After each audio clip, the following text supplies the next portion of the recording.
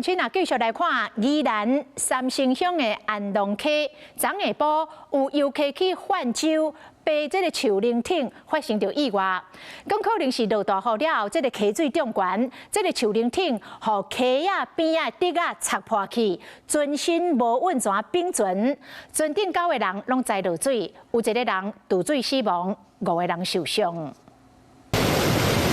水深错漏，这是宜兰三星乡的安龙溪，是体检树林船活动的闹热景点。不过，昨下晡所有人伫咧遮淹死。我们撞到右侧的墙壁，我不知道是什么插到还是怎么样，我们橡皮艇就破掉。那个船有盖住，里面也有些人是被盖住的。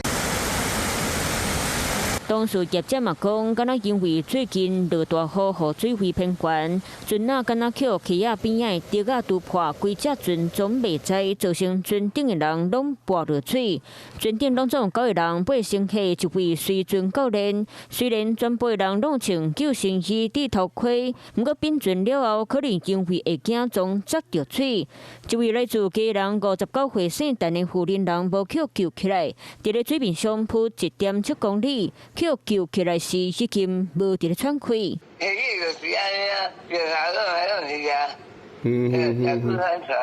人落水，那怎么会没有救起来？那没有救起来，而且又造成了人员伤亡，那代表其中一个环节出问题了，所以我们会提出那个过失致死的一个告诉来。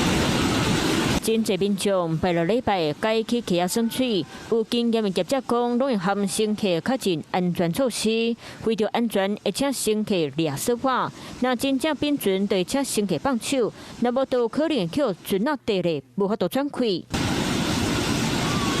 过船那时，嘛有相关安全认识，除了船顶的教练，保岸边每隔一段距离，拢会有警戒人员。若变船，得赶紧来到上空，请乘客放轻松，倒伫咧水面上。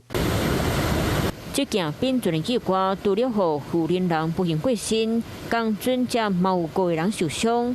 警察即马已经查扣事发树林船，会进一步调查事故原因。